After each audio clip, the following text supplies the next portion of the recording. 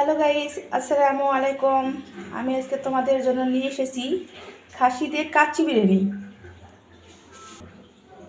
তার জন্য প্রয়োজন হলো সরিষার তেল। এই কাচ্চি বিরিয়ানি রান্না করতে গেলে কিন্তু সরিষার তেলটা লাগবে।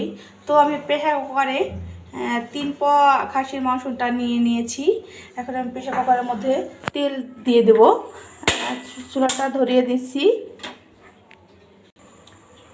আমি প্রেসার কুকারের মধ্যে সরিষার তেল দিয়ে দিয়েছি। এখন এই তেলটা অনেক গরম করতে হবে, না হয় কিন্তু গন্ধ হবে তেলের।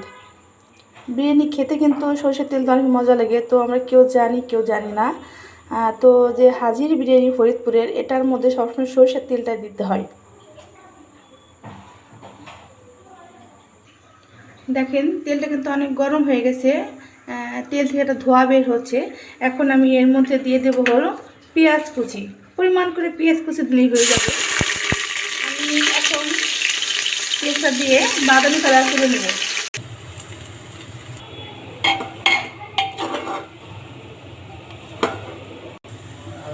দেখেন আমার পেঁয়াজটা কিন্তু বাদামি কালার হয়ে গেছে।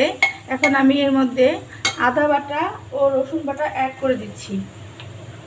এই যে দিচ্ছি হলো 2 চা চামচ আদা বাটা আর 2 চা চামচ রসুন বাটা। আমি আদা ও রসুন বাটাটা সুন্দর করে একটু নিয়ে ছেড়ে হালকা ভেজে নিব। আমি এখন এর মধ্যে হালকা পরিমাণ করে চামচের হাফ চামচ লঙ্কা গুঁড়ো অ্যাড করে দিচ্ছি। কাচ্চি বিরিয়ানির ভিতরে কিন্তু লঙ্কা গুঁড়ো দিতেই হবে। এটা না দিলে কিন্তু দেখতেও সুন্দর হবে না, আর খেতেও কিন্তু অতটা মজা হবে না। দিয়ে দিচ্ছি হলো জিরার গুঁড়া 1 চা চামচ।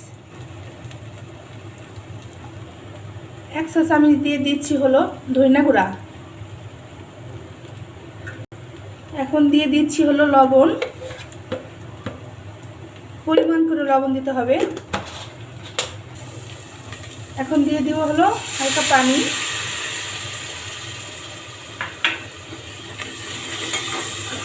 হাফ চা চামচ মুরগির মাংসের মশলাটা অ্যাড করে দিচ্ছি। হাফ চা চামচ গরম মশলা গুঁড়ো করে রেখেছিলাম, সেটা দিয়ে দিচ্ছি। আমার গোনা গোনা হয়ে গেছে।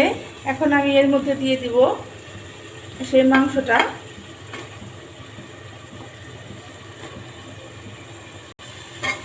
আমি এখন হালকা নেড়ে চেড়ে এর মধ্যে একটু পানি অ্যাড করে দিচ্ছি।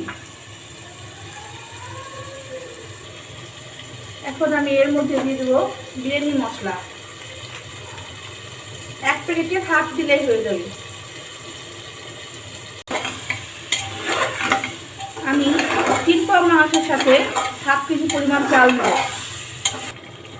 আমি এখন দিয়ে দিচ্ছি হলো তেজপাতা, দারচিনি, লবঙ্গ ও এলাচ।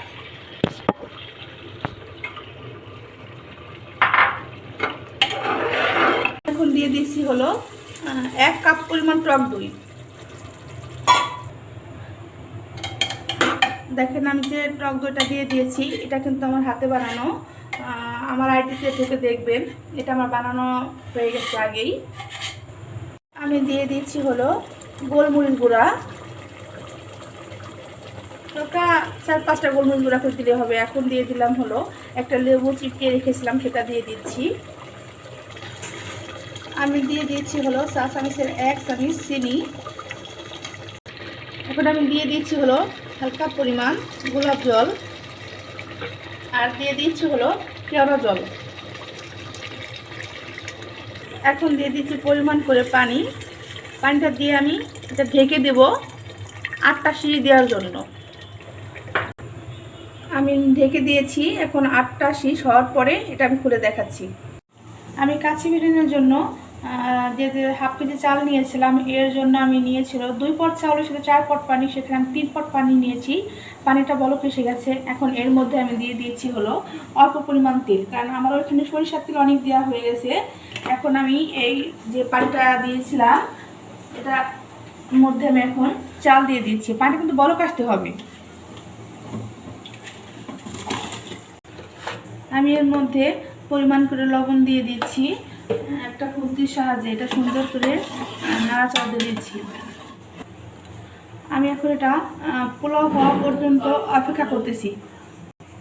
এর মধ্যে দিয়ে দিচ্ছি হলো একটা তেজপাতা ছিঁড়ে 2 খণ্ড করে, আর 2টা এলাচ দিয়ে দিচ্ছি। এখন আমি ঢেকে দিয়েছি, পোলাও হওয়া পর্যন্ত অপেক্ষা করছি। দেখেন আমার খাসির মাংসটা হয়ে গেছে রান্না। এখন আমি এর মধ্যে ফ্লেভারের জন্য কয়েকটা কাঁচামরিচ দিয়ে দিচ্ছি। এই যে দেখেন কত সুন্দর একটা কালার এসেছে। পোলাও রান্না হয়ে গেছে, সেই পোলাওর মধ্যে এটা আমি দিয়ে দিচ্ছি। দেখেন আমি ঝরঝরা করে পোলাওটা রান্না করে নিয়েছি। এখন আমি এর মধ্যে যে খাসির মাংসটা রান্না করে রেখেছি এটা এখন দিয়ে দেব। এই যে দেখেন আমি যে মাংসটা রান্না করে রেখেছিলাম এখন এটার মধ্যে আমি দিয়ে দিচ্ছি। আমি এখন খুন্তির সাহায্যে এটা সুন্দর করে ম্যারিনেট করে নিচ্ছি। দেখেন এটা কিন্তু আমার মাংস দিয়ে ম্যারিনেট করা হয়ে গেছে। এই যে দেখেন আমার কাচ্চি বিরিয়ানিটা কিন্তু হয়ে গেছে। এখন আমি রাইস কুকারের ভিতরে রেখে 10-15 মিনিট দমে রেখে দেব। এখন আমি এটা ঢেকে দিচ্ছি 10 থেকে 15 মিনিটের জন্য।